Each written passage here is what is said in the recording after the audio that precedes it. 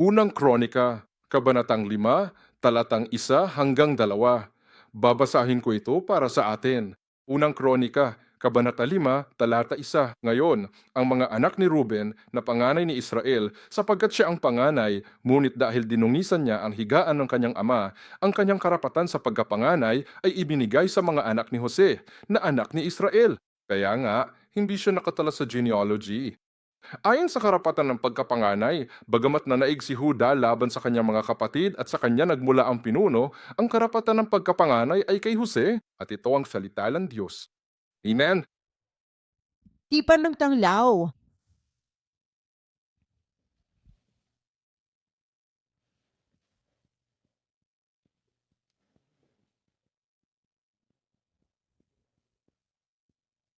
At tunay na panganay.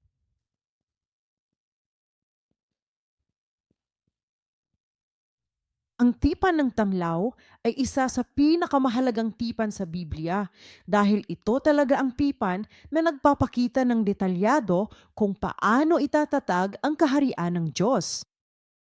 At natutunan natin sa maraming beses na ang tipan ng tanglaw ay natutupad ng ikaapat na henerasyon, tama ba? At nalaman nating lahat na ang ikaapat na henerasyon ang ikaapat na henerasyon ay Jose. Tama. Oo. Kaya nakikita mo, ang ikaapat na henerasyon ay hindi lamang dapat magpaalala sa iyo kung sino ang tagatupad.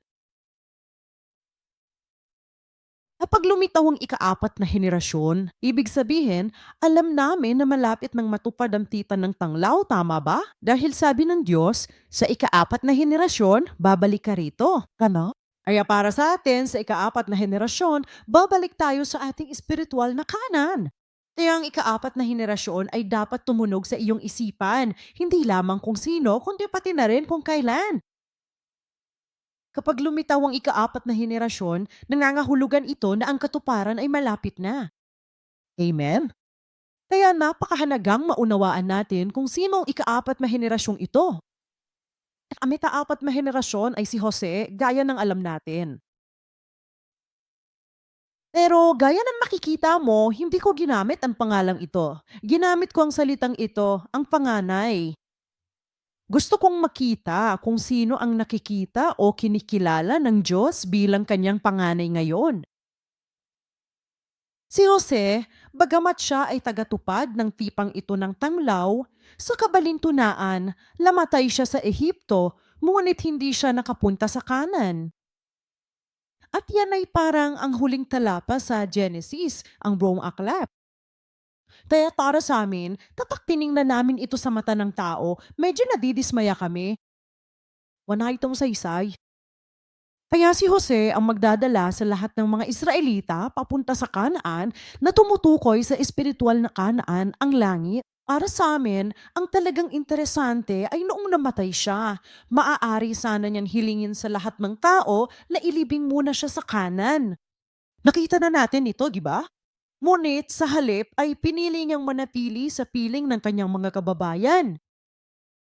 Alam ng mga Israelita kung paano makarating doon.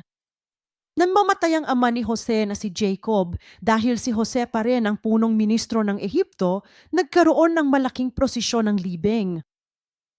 Kahit ang mga Egyptyo ay nagluksan ng maraming araw, hindi ba? At ang mga Israelita ay talagang umalis sa Ehipto minsan at pumasok sa Kanaan. Kaya alam nila ang daan patungong Kanaan. Naroon na sila, alam na nila kung saan ililibing. At si Joseph ang nangumunya.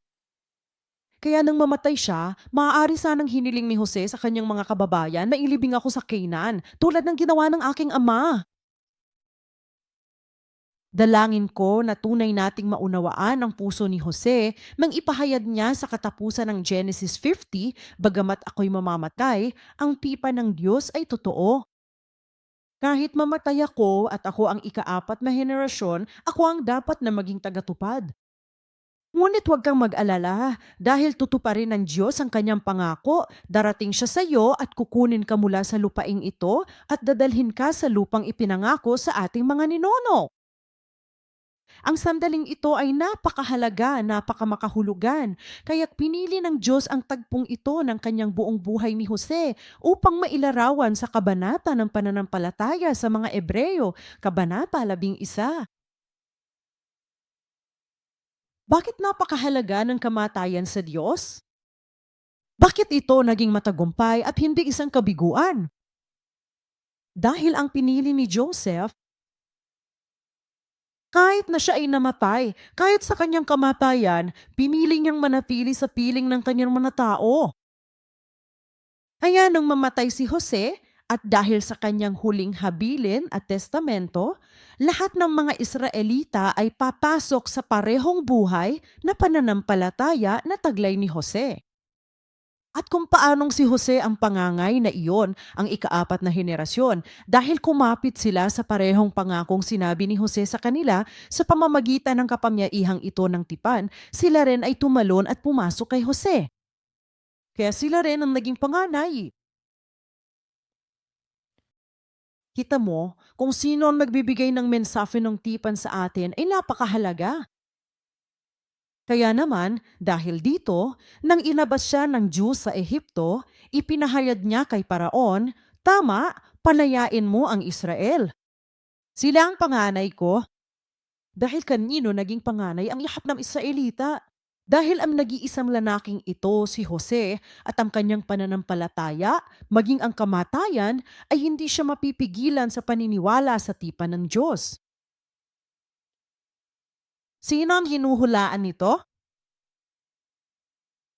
Hesukristo. Ito ang kapangyarihan ng kamatayan. Ang kamatayan ay parang isang daan patungo sa pagkakaisa. Ang mga tunay na panganay ay may ganitong kapangyarihan, maging ang kanilang kamatayan.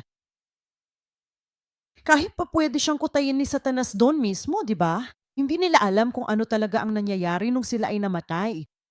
Sa katotohanan, naging kaisa sila ng mga taong mahal nila. Nang mamatay si Jesus, hindi siya namatay ng mag-isa. Namatay siyang kasama natin. Dinala niya tayong lahat, lahat ng ating mga kapatid sa buong mundo at lahat ng taong nabuhay sa planetang daigdig sa kanyang puso at namatay. At sa pamamagitan ng kapangyarihan ng muling pagkabuhay, siya ay nabuhay na muli kasama nating lahat. At pagkatapos niyang bumangon, hindi lamang siya nanatili roon, palagi niya kaming isinama. Shalom! Balikan natin ang mga taga-Epeso, Kabanatang 2. Dahil nung nakaraang linggo ay Pasko ng pagkabuhay, di ba? Nagkaroon tayo ng linggo ng muling pagkakabuhay at nagkaroon din tayo ng banal na komunyon ng pagiging kaisa ni Jesus, Kristo.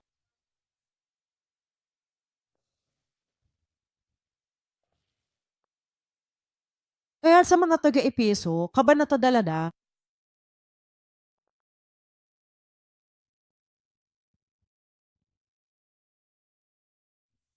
versikulo 1, simula ng una. Tinatalakay nito kung paano tayo namuhay ayon sa prinsipe ng kapangyarihan ng hangin. Tayo ay mga anak ng pagsuway. Wala na talaga tayong pag-asa, di ba? Ngunit sa walang hanggang biyaya ng Ama, siya. Basahin natin mula sa versikulo 4. Ngunit ang Diyos na mayaman sa awa dahil sa kanyang dakilang pag-ibig, na kanyang inibig tayo kahit nung tayo'y mga patay pa dahil sa mga pagsalangsang. Hindi tayo katali. Hindi pa tayo namatay dati, di ba? Ngunit sa paningin ng Diyos, tayo ay naging ganito dahil sa ating mga kasalanan. Kaya nga, tayo ay mga patay na dahil sa ating mga kasalanan, ngunit binuhay tayong kasama ni Kristo sa pamamagitan ng biyaya. Naligtas nga kayo at ibinangon tayong kasama niya, hindi ba? Kaya't siya'y bumangon kasama natin at pinaupo tayo kasama ni Jesus. Saan? Saan? Sa mga makalangit na lugar. Yan ang kasalukuyan naming address. Kaya't ipapaliwanag ko pa ito ng mas detalyado.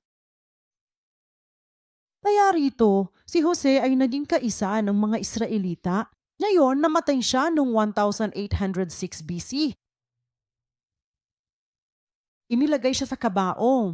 At diyan nagtatapos ang Genesis 50. Pero hindi naman katapusan ng libing ang paglalagay sa kabaong, di ba? Kailangan mong magkaroon ng homegoing service kapag inilatag na ang kabaong sa lupa. At ito ay sa Shechem. Noong 1390 BC, pagkatapos nilang pumasok sa Kanaan, merong 16 na taon ng digmaang panlulupig. At pagkatapos ay inilibing nila si Jose. Kaya may homegoing service dito, di ba? Kaya mula 1806 BC hanggang 1390 BC, ang prosesyon ng libing na ito ay naganap sa loob ng 416 na taon, tama ba? Bakit ang mga mahahabang taon na ito? Ang mahabang panahong ito ay kinailangan upang sina Jose at Israel ay mabuklod bilang isa sa pamamagitan ng umuusok na pugon. Ilalagay ko ito na parang pugon. At ang tamlaw, ito ang tipan ng isang tamlaw, tama ba? Ang tanglaw, ang nadliliyab na tanglaw ay dumaan. At saka hindi lang ang tanglaw ang naroon. Meron pang isa pang bagay, ang pangapiin. Isa itong umuusok na puban. At natututo nating lahat na ang smoking oven ay sumisimbolo sa matinding init. Sobrang init na hindi mo man lang matunaw ang bakal o metal, tama ba? Ito ay tumutukoy sa pagdurusa ng mga tao sa Ehipto upang maging pino, upang lumabas na parang dalisay na ginto. Tama? Ngunit, sinasabi ng Diyos nang ipakita niya ang pangitaing ito kay Abraham upang gawin ang tipan ng tanglaw, hindi lamang magkakaroon ng umuusok na hurno at pagdurusa, kundi ang aking presensya na sinisimbolo ng kanyang tanglaw na nagliliyab na hindi kailanman mamamatay ay makakasama mo sa tabi nito. Kaya ang buong 416 na taon ng pagdurusa ng mga Israelita sa Ehipto ay isang panahon sa pamamagitan ng pagdurusa ang mga tao at si Jose, ang ika-4 na henerasyon, ay naging isa. Kaya nga, nung Exodus, nagkasundo sila, di ba? Ganito rin ang nangyayari sa atin. Sa ngayon, sa pamamagitan ng kamatayan ni Hesukristo, kahit ngayong din, ngayong linggo, tayo ay isang hakbang palapit sa pagiging kaisa ni Hesukristo. Apang bumuo ng isang katawan. Oo, mayroong paghihirap, physical na paghihirap, mental na paghihirap. Anong klaseng pagdurusa? Maaring mayroong pagdurusa. Pero siguraduhin mong may tanglaw sa tabi mo. Ang lahat ng ito ay upang tayo ay maging isa at matupad dito mismo. Kaya panimula pa lamang ito, pero ang gusto ko talagang ibahagi sa inyo ay tungkol sa panganay. Ang mga katangian ng panganay. At alam nating si Jose ay panganay na simbolo ni Hesukristo. Ngunit ang kamangha-mangha ay gaya ng mababasa natin sa Una Kronika, Kabanata 5, talata 1 at 2, ang ating pambungad na talata, ang mga tunay na panganay ay hindi nakasulat sa talaang kanan. Sa Unang Kronika, Kapitulo 5, versikulo 1 hanggang 2, makikitang si Jose ang ika-4 na henerasyon. Ito ang pangunahing patunay kaysa sa ibang mga anak ng Israel. Isa si Joseph. Balikan natin ang talatang iyan ng isa pang beses. 1 Kronika 5:1-2. Sinasabi sa Unang Kronika, Kabanata 5, talata 12, na ang mga anak ni Ruben na panganay ni Israel ay panganay sa pisikal. Ngunit dahil dinungisan niya ang higaan ng kanyang ama, ang kanyang karapatan sa pagkapanganay ay ibinigay sa mga anak ni Jose. Tama? Kaya hindi siya nakatala sa talaang kanan ayon sa karapatan ng pagkapanganay. Ito ay isang mahalagang bahagi. Okay? At saka, nariyan din sina Ruben, Simeon, Levi. Silang tatlo ay hindi kwalipikadong maging panganay. Tama ba? Kaya otomatiko ang pang-apat ay si Judah. Pero bago pa mabanggit si Judah, biglang sumingit ang Diyos kay Jose. Sabi, mga pare, tandaan ninyo si Jose yan, panganay siya. Pero tandaan, hindi siya isasama sa genealogy. Nakakatuwa, di ba? At saka lamang ang talatang 2, aniya, bagamat nanaig ang Juda laban sa kanyang mga kapatid at mula sa kanya nagmula ang pinuno, may isang napakahalagang pahayag. Ibig sabihin, ang hari ay nagmula sa kanya. Sinong hari ang pinag-uusapan natin? Jesus Kristo? Tama. Ngunit kahit na siya ang haring pinuno mula sa kanya, ang karapatan sa pagkapanganay ay kay Jose pa rin. Kaya doble ang punto ng Diyos. Huwag mong kalimutan kung sino ang panganay. Si Jose ang pananay. At pagkatapos ay ipinahayag ni Jacob ang propesiyang ito sa kanyang 12 anak na lalaki na lalong nagiging nakalilito hanggang sa araw na ito. Lahat ng mga eskolar ay nalilito rito. Nasa Genesis 49:9, Genesis 49, 10, 24, ipinapropesiya ni Jacob na darating si Hesukristo.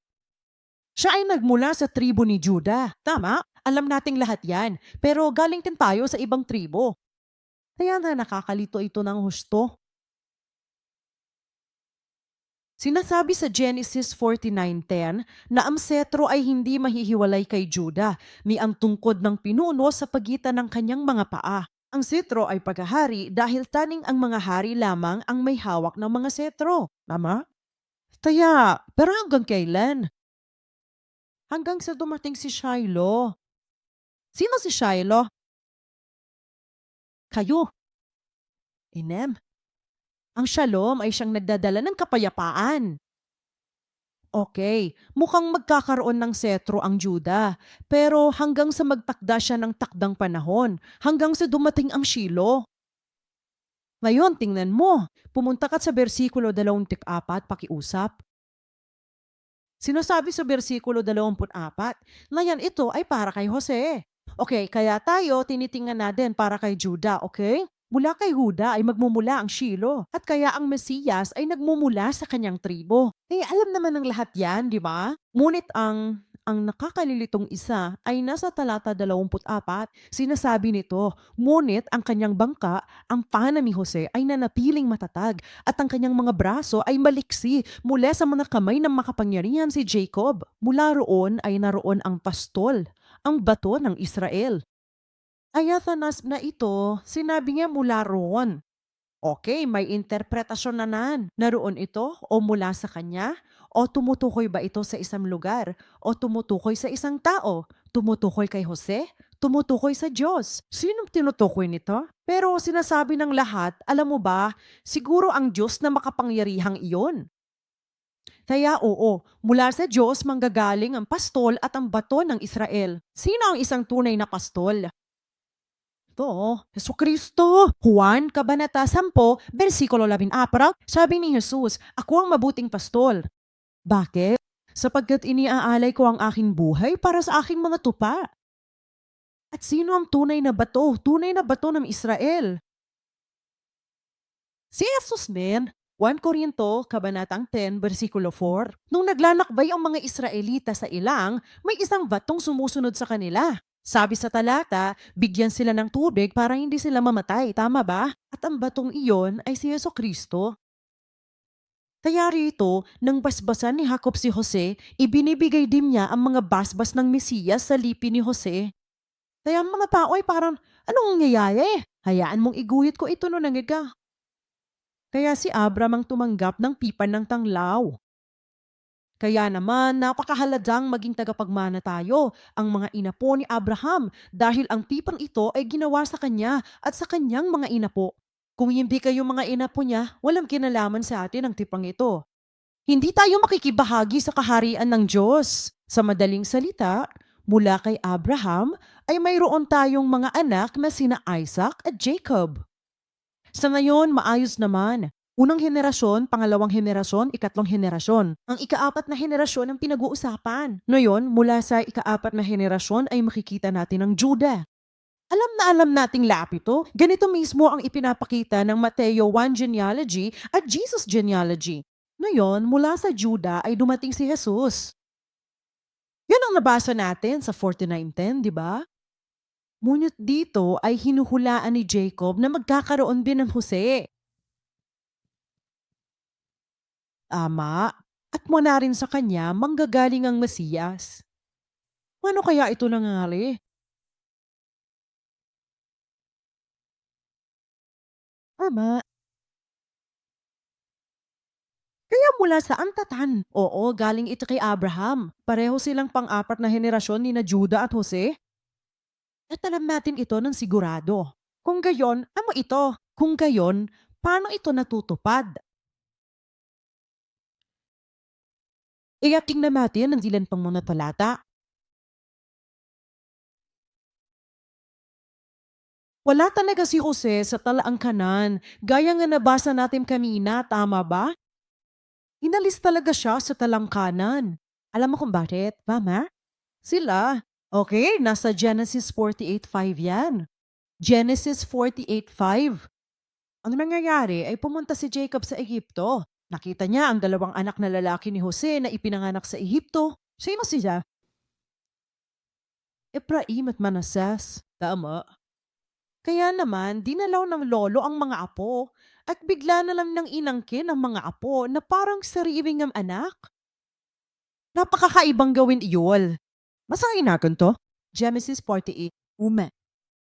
Kaya't sinabi ni Jacob kay Jose, ngayon ang dalawa mong anak na ipinanganak sa iyo sa lupain ng Ehipto bago ako dumating sa iyo sa Ehipto ay akin. Kaya hindi ito isang ekspresyon. Sabihin na nating, naku ang gaganda talaga ng mga apo ko, pero magiging mga anak ko rin naman sila. Hindi naman ganon. Tingnan ang susunod na bahagi. Ang Ephraim at ang Manases ay magiging akin. Ang katarungan, sina Ruben at Simeon ay kaya't inilalagay niya sina Jose, Manases at Ephraim sa iisang linya ng henerasyon na imposibleng mangyari. Ama, kaya natural lang si Joseph ay humilabas. Wala siya sa talang kanan dahil ang dalawa niyang anak na lalaki, sina Ephraim at Manases, ay inilagay sa sarili niyang lugar. Kaya walang mapupuntahan si Joseph. Kaya anong nangyari kay Jose? Siya ngayon ay nagiging isang lalaki, walang talaang kanan. Tinatago ng Diyos ang kanyang mga pangangay. Itinapago ng Diyos ang kanyang mga panganay nang walang talaang kanan. Napakahalabemi ko. Nagtataka ako, bakit ayaw itala ng Diyos si Jose sa talaang kanan? Ama, may dahilan. Sino ang nagpapatunog ng kampana? Naku, walang sense. Kanino ka maaalala kapag sinabi mong walang genealogy? Si Jesus ay walang talangkanam. Dahil oo, nagmula nga siya sa lahi ng tribo ni Huda, ngunit, bueno, sa totoo lang, ang Espiritu Santo ang ipinaglihi. Ama, kaya naman walang kinalaman si Jesus sa linyang ito. Kaya pala ang Diyos ay kahit papaano ay tumutukoy sa isa pang ruta ni Jesus. Oto, alam mo na, linya. Pero gusto natin itong pagtuunan ng pansin, di ba? Walang talaang kaanan si Jose. Si Jesus ay walang talaang kanan. At sino rin ang walang talaang tanan? Melchizedek. Ngunit ang kay Melchizedek ay kaugnay nito. Nakilala na ni Abram si Melchizedek? Tama. Kaya naman si Jesus ay konektado rin kay Melchizedek, gaya nung makikita pa natin. Sige, pero nakikita mo naman na si Joseph ay isang napakahalagang kawing. Sobrang interesante. Sa Mateo at sa talang angkanan ay nakalista si Jesus. Sino ang pangalan ng kanya ama? Hindi ang tunay na ama, kundi ang pangalan ng asawa ni Maria ay Jose. Jacob ang pangalan ng ama ni Jose. Tama. Kaya gandang pagkakataon. Ngunit si Jesus ay nagmula sa lipi ni Juda. Ana? Kaya paano natin ito ipapaliwanag gamit ang ating genealogy? Tingnan din natin ang Hebreo Kabanata 7, talata 1 hanggang 3 para makita kung sinong lalaking kizarik na ito. Ang napakasikat na lalaking walang talamkanam. Isa siyang makasaysayang figura. Siya ay isang hari ng Salem, ngunit ipinakilala siya bilang isang lalaking walang talaangkanan. Mga Hebreo Kabanata 7, versikulo 1 hanggang 3. Sige, sabay-sabay nating basahin ang aklat para kay Melchizedek, hari ng Salem, pari ng kataas-taasang Diyos. Pakitandaan niya to. Meron siyang dalawang opisina. Siya ay parehong hari at pari. Okay, isa siyang hari sa Salem, pero isa siyang pari ng kataas-taasang Diyos. At kung gayon, walang ama, walang ina, walang talaang kanan, walang pasimula ng mga araw ni katapusan ng buhay, kundi ginawang katulad ng anak ng Diyos, nananatili ang siyang nananatiling pari magpakailanman. Taulay. Kaya hindi ito bahagi ng genealogy, hindi ba? Hindi, kahit na ikaw ay isang pisikal na tao tulad ni Joseph na isang tao. Tama, ngunit inalis siya sa talaanganan. Tama, bagamat panganay siya. Anong kinalaman ng lahat ng ito? Gamit itong si Melchizedek? Nakita mo, Melchizedek, kung anong tungkulin ang pinakabinibigyang diin sa talatang ito na ating nabasa? Siya ay mananatiling isang pari magpakailanman. Siya ay ginawang parang anak ng Diyos. Kaya itong linya, sige, anong linya? Sabihin nating natanggap ni Juda ang setro, tama ba? Ang kapangyarihang namamala. Kaya ito ay isang linya ng pagkahari. Ama, pero dito, Joseph, ang linyang ito, kung pinutukoy mo si Melchizedek, ito ang linya ng pagkasaserdote. Kaya nariyan si Hesu Kristo mula sa lahi ni na David at Solomon at kanilang angkan. Ngunit sa mahiwagang linyang ito ni Melchizedek na labas sa karaniwang palaangkanan, siya ay isang pari.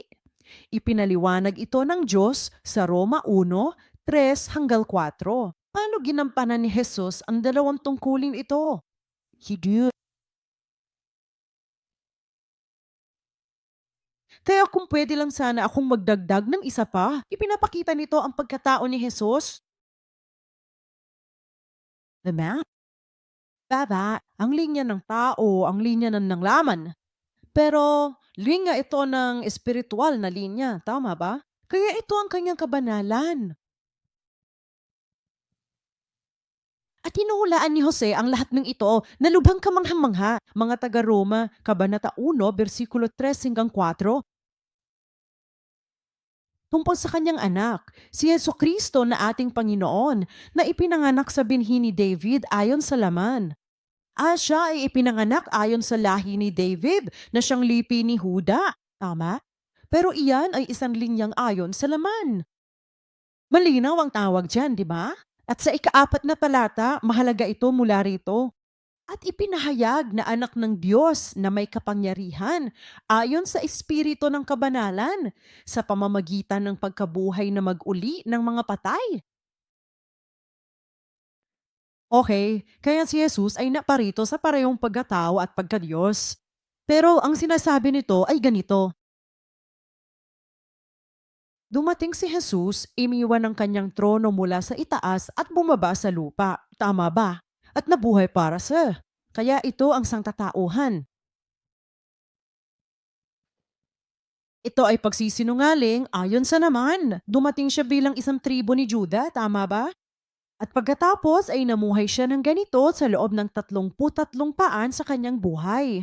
At dito sa krus, tinatapos niya ang kanyang buhay.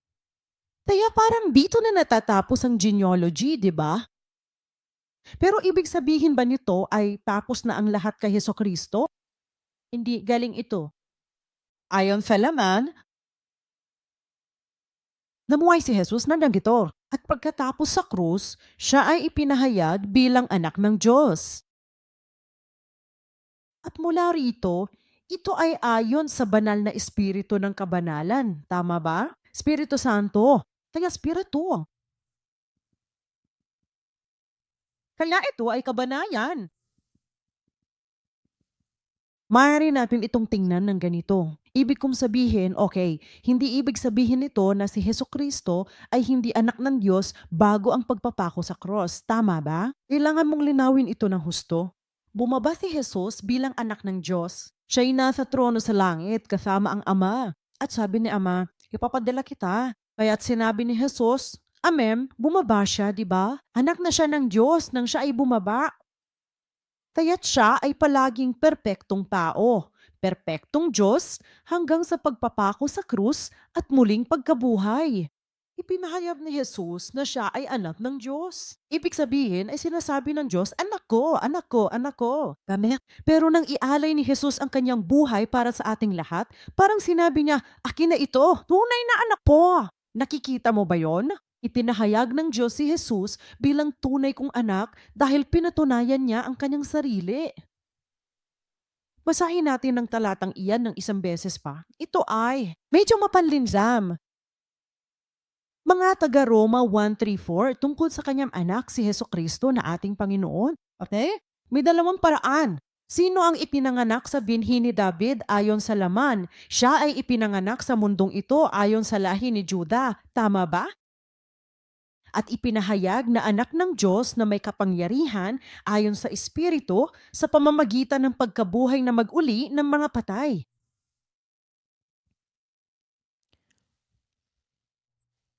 Anong lugar nito? Dito niya ipinahayag ang kanyang sarili bilang anak ng Diyos. Dito niya pinatunayan ang kanyang sarili bilang tunay na panganay. At ang lugar na ito na alam natin ay tinatawag na Shechem sa espiritual na paraan. Tama? Nasaan ang Sichem? Balikan natin si Jose. Ang Shechem ay isang lugar kung saan siya pinapunta ni Amang Jacob sa kanyang mga kapatid. Kaya kay Jose, nang sabihin niyang kapag nailibing na siya sa Shechem, naisip ko na baka hindi niya magustuhan na mailibing sa Shechem. Dahil doon nagsimula ang lahat, di ba? Ibig kong sabihin, kahit hindi ito isang Shechem, ito ay isang Dotan. Lumipat na ang magkapatid sa Dotan nang marating sila ni Jose. Ngunit siya ay nasa Shechem, isinugo ng ama ang anak. At Genesis 37. Sa Genesis 37, versikulo 13,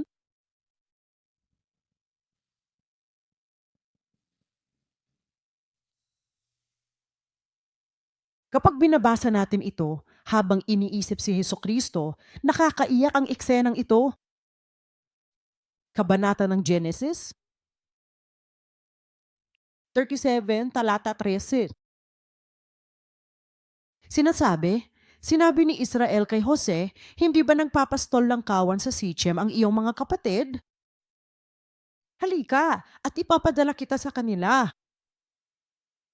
Sa Shechem na ito, pinapunta ng ama ang kanyang anak sa magkakapatid. Alam ni Jose na kinasusuklaman siya ng kanyang mga kapatid. Ang pagpunta doon ay parang pagpatay talaga, di ba? Pero anong sabi ni Jose? Dahil sabi ni Papa, sabi ng anak, pupunta ako.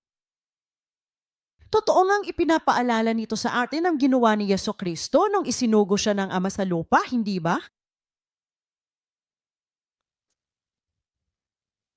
Kaya Mateo, Kabanata 20, versikulo 28.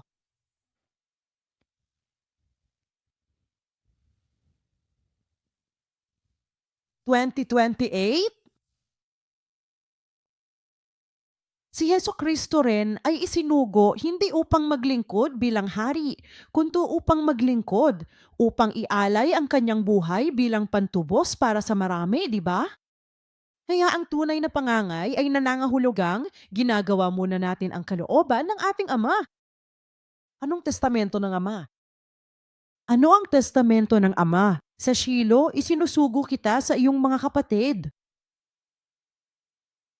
Kahit alam nating hindi tayo tatratuhin ng maayos. Pero pupunta tayo. Kahit na napakaulol naman ng taong iyon. Hindi mahalaga kung gaano ko sila kausapin, gaano ko sila inimbitahan sa simbahan, gaano ako, alam mo na, hindi lang sila lumilingon, di ba? Dayan pa man, ipinapadala kita sa iyong mga kapatid at sinasabi natin ang amen. Pangalawa, ang ginagawa ng mga tunay na panganay, si Shechem,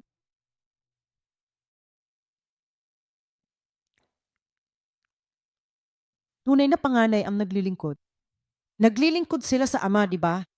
Naglilingkod din sila sa mga kapatid. Ngayon, paano nila pinaglilingkuran ang mga kapatid? Sa pamamagitan ng pagpapatawad. Iyan ay nasa Genesis, Kabanata 50, versikulo 19-20.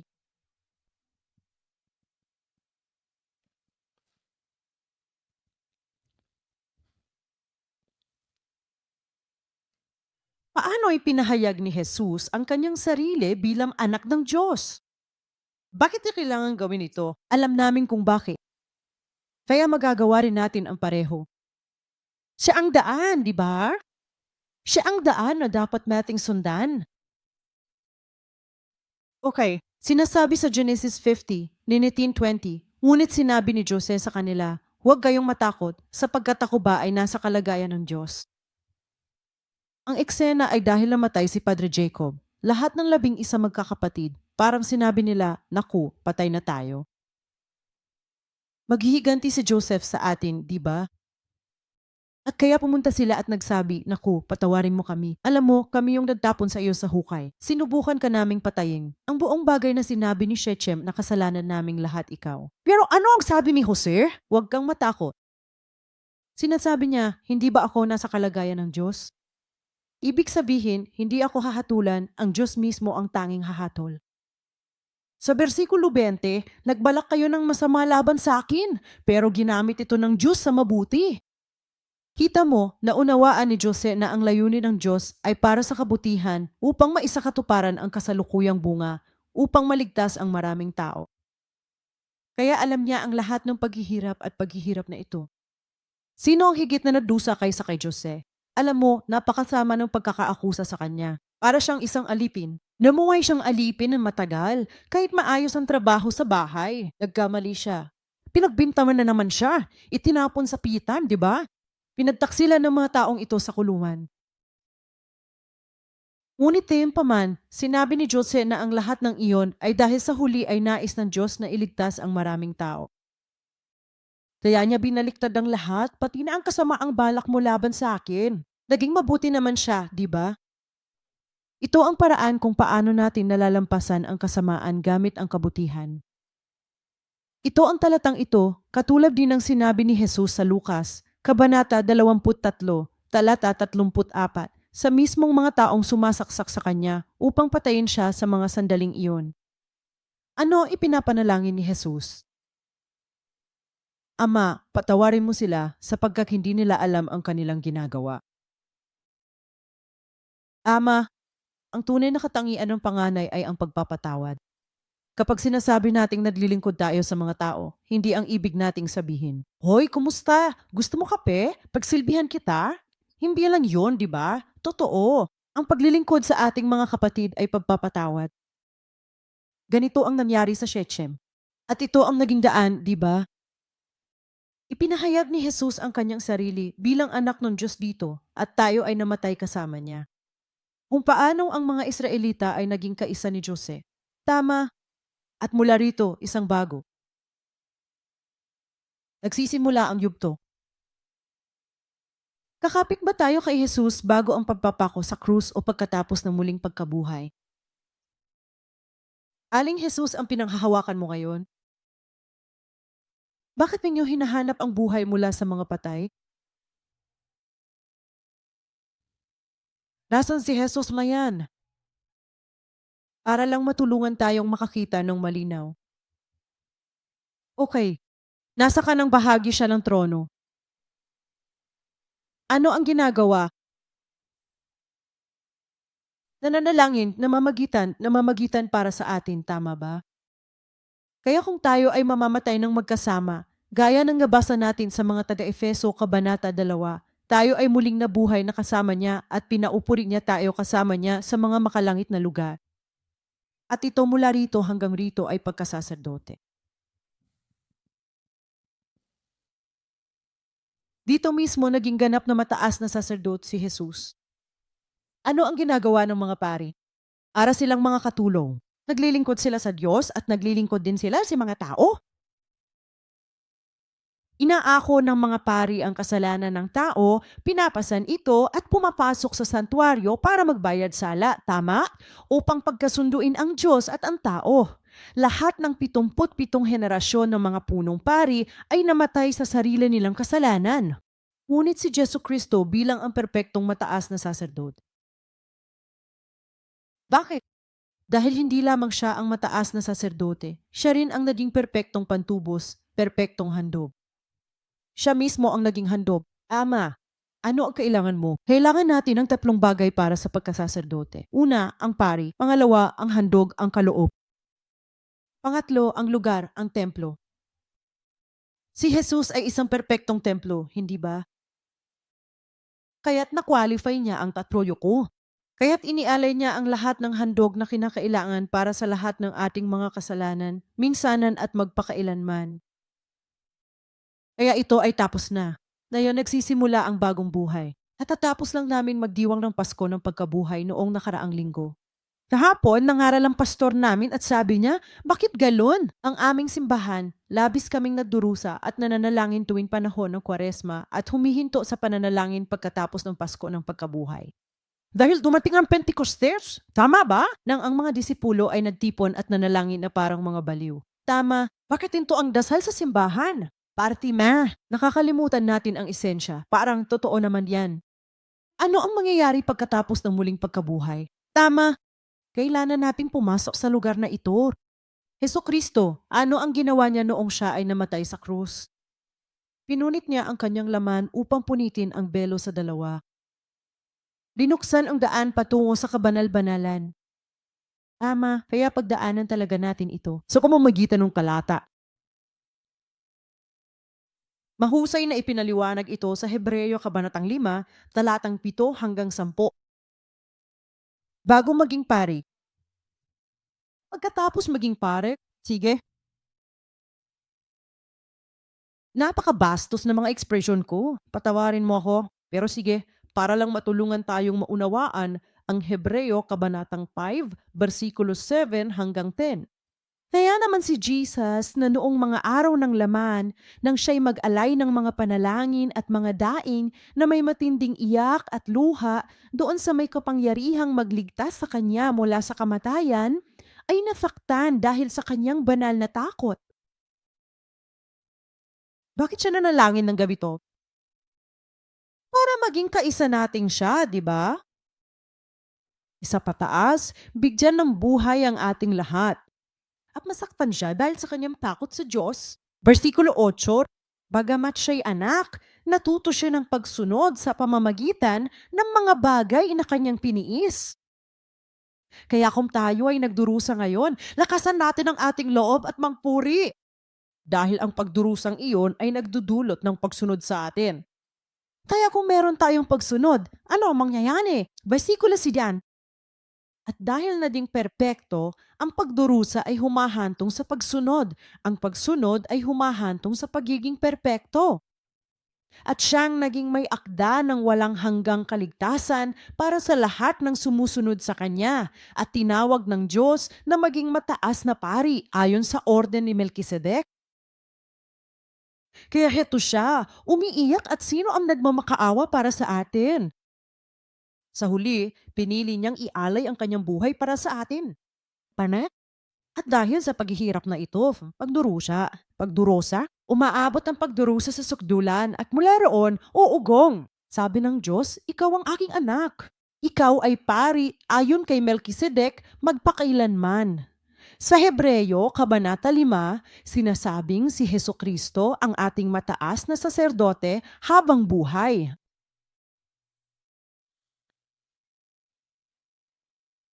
Hindi ibig sabihin nito na si Jesus lamang ang isang pari ayon sa orden ni Melkisedek. Siya mismo ang Diyos. Hindi niya kailangan gawin ito, Ama. Ang buong dahilan kung bakit siya bumaba ay dahil nabuhay siya ng ganito sa edad na 33 at ginawa niya ang lahat ng ito para gawin kung ano ang dapat niyang gawin. Ako ang daan, patungo sa Ama.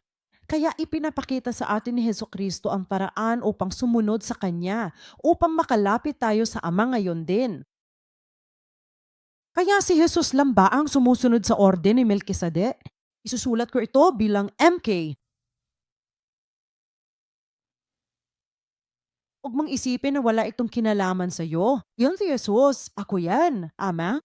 Sinasabi ng krus na tayo ay iisame. Tayo ay nakagapos ng kapangyarihan ng krus. Pumunta tayo sa Hebreyo, Kabanata 6, versikulo 11 hanggang 20. Mga Hebreyo, Kabanata 6, versikulo 11, 20.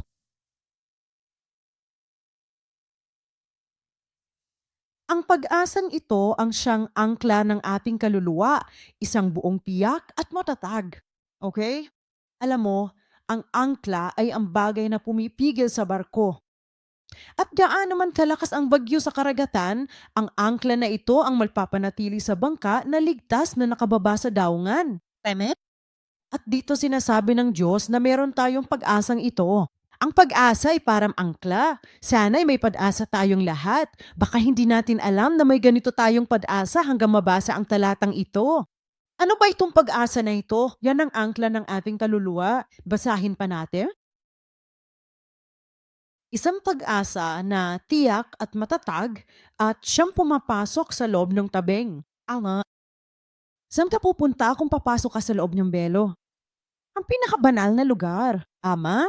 Sige. At sa bersikulo 20, kung saan pumasok si Jesus bilang tagapagpauna. Para kanino? Para sa atin na naging isang mataas na saserdote magpakailanman ayon sa pagkasaserdote ni Melkisedek. Ang ibig sabihin ng forerunner ay isang taong nauuna sa iyo. Ibig sabihin, tatakbo ka rin. Okay? Tama. At siya ay naging tagapagpauna para kanino? Para sa amin. Kaya, ano ang ibig sabihin na to? Sige.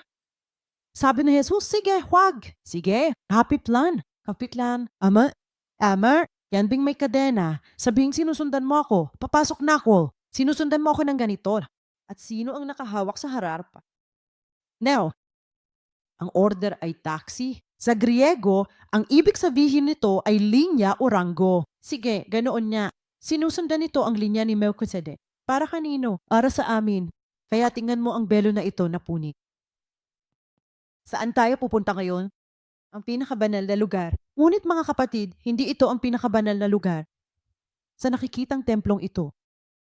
Ang templong pinasukan ni Jesus ay ang tunay na templo, ang makalangit na templo. At doon tayo dadalhin ni Jesus.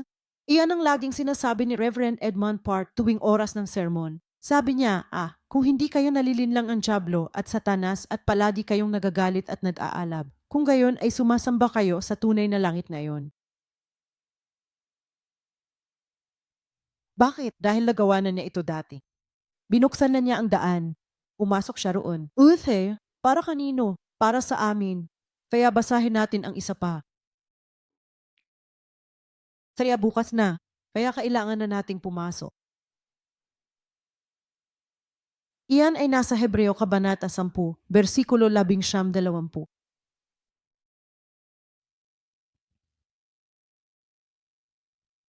Huwag na tayong lumingon ta. Sumulong lamang tayo sa pamamagitan ng krus.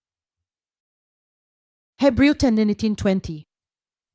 Kaya nga mga kapatid, yamang mayroon tayong kumpiyansa na makapasok sa banal na lugar sa pamamagitan ng dugo ni Jesus. Sa puntong ito, hindi tayo sigurado kung ito ba ay ang banal na lugar sa labas, kundi ang nasa loob ng kabanal-banalang lugar. Tama ba? Ngunit nilinaw niya ito sa bersikulo 20. Sa pamamagitan ng isang bago at buhay na daang kanyang binuksan para sa atin, sa pamamagitan ng tabing na kanyang laman. Kaya kung tayo ay dadaan sa kabilang buhay, saan tayo pupunta? Patungo sa pinakabanal na lugar. Kaya mula ngayon, ang pagpapasinaya ni Jesus ay nangangahulugang nagtatab siya ng isang bagong daan, tama ba? Ito ang bagong daan ng pamumuhay. Ang itinalagang tunay na pangangay ng Diyos ay susunod sa utos ni Melkisedek at susunod sa bago at buhay na daan at papasok mayon sa kabanal-banalang lugar, ang tunay na kabanal-banalang lugar. Amen. Okay, totoo naman talaga. Ito ang pisikal na mundo, ang nakikitang mundo, ang pagkatao ni Hesukristo. Ama, dapat din nating makilala si Hesukristo sa pamamagitan ng kanyang pagka-Diyos upang tayo ay maging isa. Ibig sabihin, papasok din tayo sa katawan niya, tama ba? Kaya ito ay isang kabanalan na bahagi ni Hesukristo. Handa ka na bang pumasok? Yaong mga tinubos na krus ng mahalagang dugo ni Hesukristo ay ginawang mga maharlikang saserdote. Gaya ng ipinahayag sa 1 Pedro 2, ang paghahari at ang mga saserdote ay laging nagsasama-sama. Ngunit karamihan sa mga lalaki ay naghahanap lamang ng pagkahari. Nakakalimutan nila ang tungkol sa pagkapari. Nakakagulat, maraming beses ko na itong nasabi dati. Ang ninuno ng peninsula ng Korea, ang Koryo, ang kanyang pangalan ay Kangwon Wangkom. Ang ibig sabihin ng Dangon ay pare. Ang ibig sabihin ng Wangwangkom ay hari. Kahit ang ating pisikal na ninuno noong unang panahon ay isang hari at pare. Dayon din ang ating Hesukristo. At sinasabi ng Diyos na tayo rin ay mga hari at mga pari, tama ba? Iyan tayo. Kaya pumunta na tayo sa... Kaya ang mga tunay na panganay ay sumusunod sa mga orom at sa mga tunay na panganay. Ngayon, bilang isang pari, mayroon tayong tungkuling dapat gampanan. Ano sa tingin mo ang ating tungkulin? Anong uri ng ministeryo ang mayroon tayo? Si Melchizedek, ang kanyang pangalan ay Hari ng Kapayapaan ni Yaselem. Kaya ang ating ministeryo ay tao. Shilo ang pangalan namin. Gaano kaya ito kalinaw? Ama, ang aming ministeryo ay ministeryo ng kapayapaan. Kaya maaari ba nating tingnan kung anong uri ng ministeryo ng kapayapaan ang unang ginawa ni Jesus para sa atin? Sige, dumako tayo sa mga taga-Efeso 2:14. 18. Mga taga-Efeso, Kabanata 2, talata 14. 18.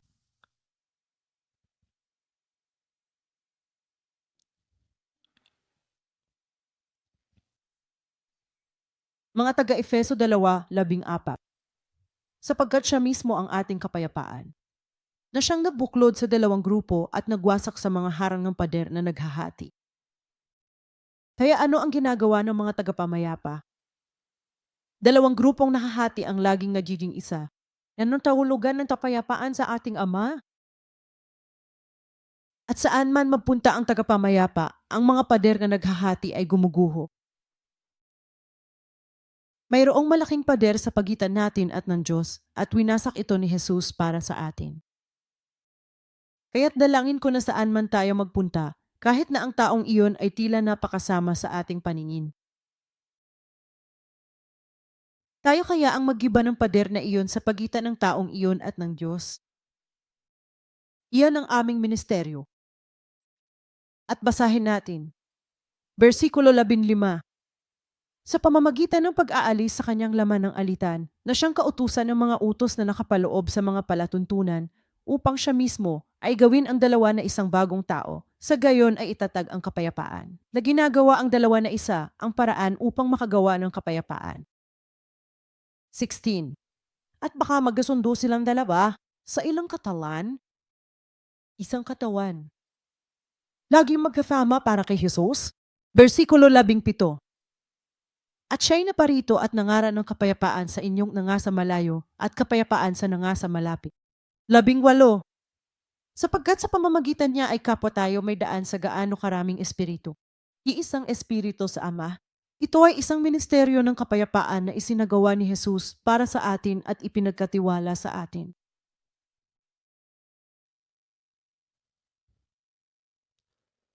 Si Jesus, pagkatapos ng kanyang muling pagkabuhay, ay nagpakita sa mga disipulo, tama ba? At ibinigay niya ang utos na ito ng ministeryo ng kapayapaan sa kanyang mga alagad. At sa katunayan, nakaukit iyan sa malaking bato. At nandoon lang yun sa parking lot. Kaya nga ang pangalan ng simbahan namin ay Piyunggang na Nangangahulugang Kapayapaan. Simbahang Unang Kapayapaan. At ang mensaheng iyan ay nakasulat sa buong simbahan. Balikan natin ang Juan 20:19-23.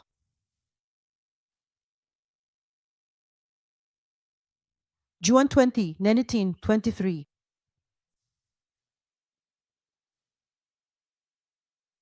Versikulo 19. Kaya ng gabi na ng araw na iyon, ang unang araw ng linggo ay ngayon, tama ba?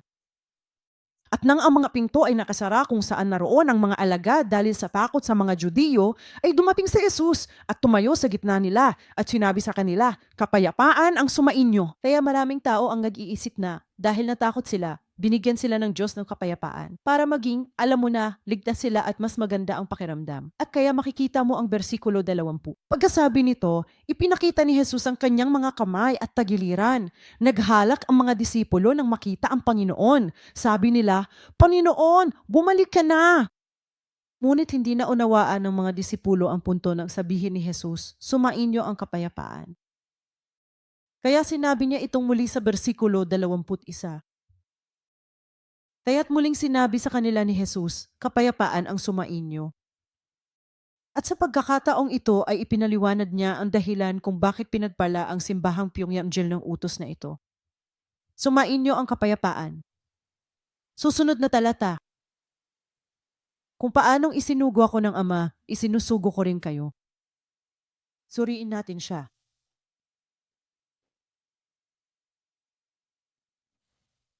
Isinugo ng Diyos si Jesus sa lupang ito. At sa parehong paraan ay ipapadala tayo ni Jesus sa ating mga kapatid hanggang sa katapusan ng mundo. At sa versikulo 22, sinabi ni Jesus, at nang masabi niya ito, sila ihininahan niya at sinabi sa kanila, tanggapin ninyo ang Espiritu Santo. Bakit kailangan nating tumanggap ng banal na Espiritu? Bakit mo gustong matanggap ang banal na Espiritu? Bali, ang layunin. Nilinaw ito mismo ni Jesus. Sabay-sabay nating basahin ang versikulo 23. Bakit kailangan nating tanggapin ang banal na Espiritu? Tanda na, kung patatawarin ninyo ang mga kasalanan ng sino man, pinatawad na ang mga kasalanan nila. Kung hindi ninyo patawadin ang mga kasalanan ng sino man, hindi na yun patawadin. Binigyan niya tayo bilang mga ministro ng Pyonggang o mga ministro ng kapayapaan ng kapangyarihang magpatawad ng mga kasalanan. Paalisin ba natin sila sa pamamagitan ng ating asawa o mga anak o mga pinsan o kung sino pa mang mga kaibigan? Maaring merong malaking pader ng kasalanan na humaharang sa kanila. Tama ba? Kung patatawarin ninyo sila, sabi ng Diyos, patatawarin ko rin sila. Gawin natin ito. Yan ay papasok sa orden ni Melchizedek. Iyan ay tunay na pagsunod kay Jesucristo ng paunti-unti. Ngayon, gusto ko magtapos dito. Ang prosesong ito, alam mo, una ay laman ng tao. Tama ba? At pagkatapos, ikaw ay magiging espiritual. Hindi ba ito nagpapaalala sa iyo? Maraming beses na nating natutunan nung nilikha ng Diyos si Adan, hindi ba? Nabubuhay si Adan.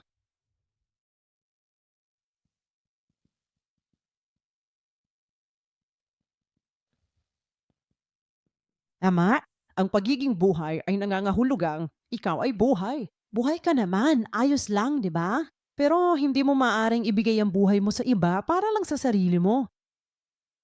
Kaya nang makilala natin si Kristo at sumama sa Kanya ng 33 taon, binigyang buhay tayo. Dahil sa Kanya, nabuhay tayo. Dating patay, ngayoy buhay na. Ngunit dahil sa krus, nagbago ang lahat. Kapag dumaan tayo sa Shechem, kapag tayo ay naging panganay, kapag tayo ay naging pari, kapag tayo ay pumasok sa krus kasama si Jesucristo, ang tunay na pagkasaserdote, ang unang Adan ay nabubuhay na nilalang.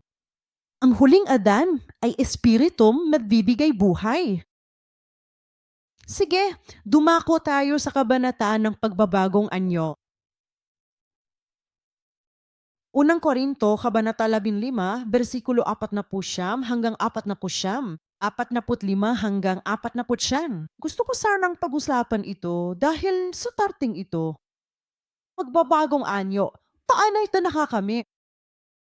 Unang Korinto, Kabanata 15, versikulo 45 hanggang 49. Sinasabi na yan ng Biblia. Dayon din naman nasusulat, ang unang taong si Adan ay naging kaluluwang buhay, nilalang na may buhay, di ba? Ang huling Adan ay naging espiritong nagbibigay buhay. At ngayon, tinutukoy ng Biblia kung alin ang mauuna. Ano ang mauuna? Versikulo 46. Dayon paman, hindi una ang espiritual, kundi ang natural at saka ang espiritual. Hindi ba? May katuturan ba ito? Ang bahaging ito rito, pasensya na, pabalik-balik lang ako. Ito ang natural na bahagi, hindi ba? At pagkatapos ng krus ng pagkabuhay na maguli, ito ay nagiging espiritual. Kaya sinasabi ng Diyos na ito mauuna at namdo na tayo, tama ba? At pagkatapos sa versikulo 47, sinabi niya, ang unang tao ay tagalupa na gawa sa lupa. Si Adan naman ay tagalupa. At tayo lamang ang pangalawang tao, ang si Jesus ay mula sa langit. 48. Gaya ng dati, kung paano ang makalupa, doon din ang mga makalupa. Ibig sabihin, tulad ni Adan, tayo rin ay parang taong makalupa. Tama ba? At pagkatapos, at kung paano ang mga makalangit, tulad ni Jesus, gayon din ang mga makalangit. At sa versikulo 49, basahin natin ito ng sama-sama. Napakahalaga nito. Kung paanong tinaglay natin ang larawan ng taong lupa, tataglayin din natin ang larawan ng taong makalangit. Kaya kung paanong taglay natin ang larawang panlupa, tataglayin din natin, amen, ang larawang panlangit. At binuksan na ni Jesus ang daan na iyon sa krus, pinunit niya ang tabing. Kaya tayong lahat ngayon ay parang mga pari at malayang makakapasok sa kabanal-banalang lugar. Yan ang larawan ng makalangit. Madalas sabihin ni Reverend L. Park na sa pagdating ni Kristo, hindi sisikat ang araw sa kanluran o guguho ang mga bundok. May natural na pinomeno ang mga himala, di ba? Napakatahimik ng lahat.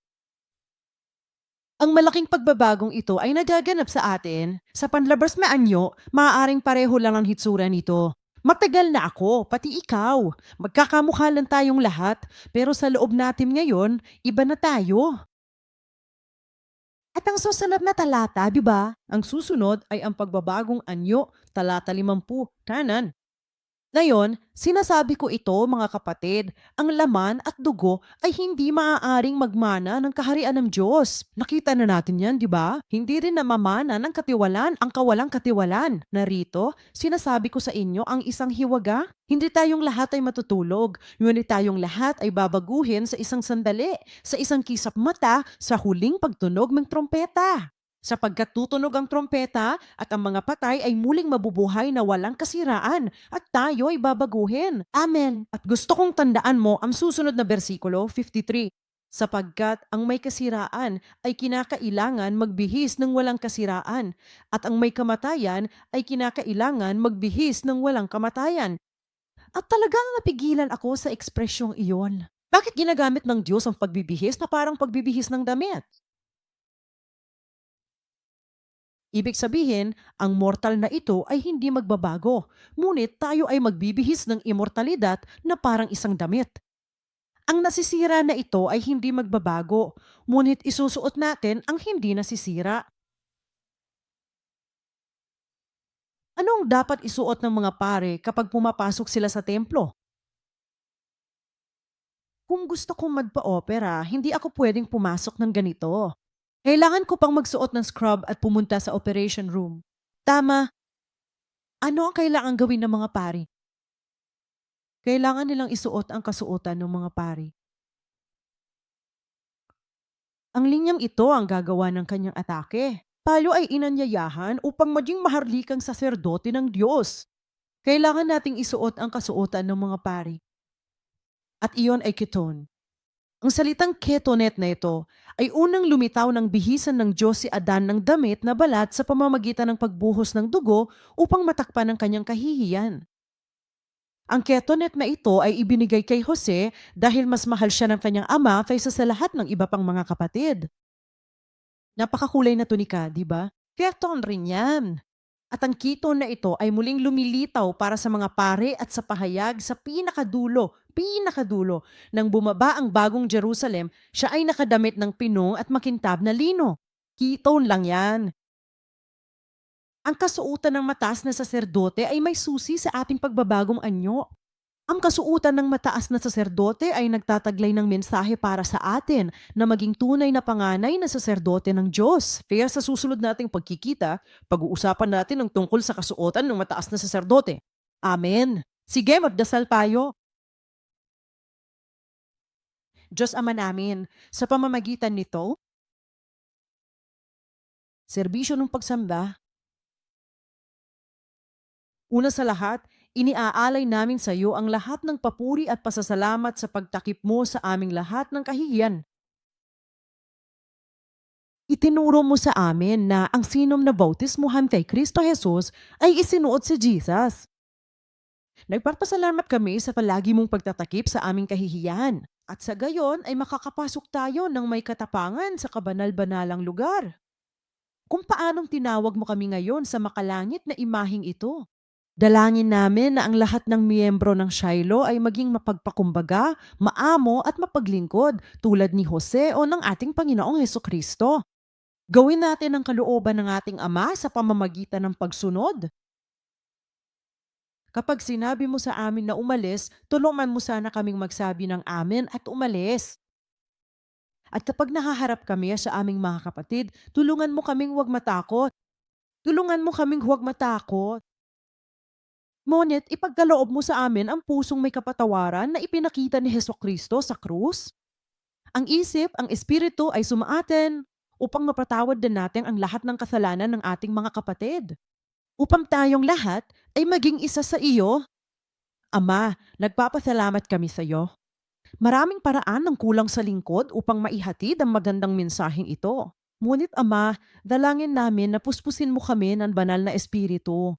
Kaya susuriin natin ng mabuti ang Biblia. Susuriin natin ang kasaysayan ng pagtubos habang pinag-aaralan natin ang salita. Naway ang buhay at ang espiritu sa salita ay baguhin kami upang maging tunay mong pari. Salamat! Sa ngalan ni Jesus, Amen!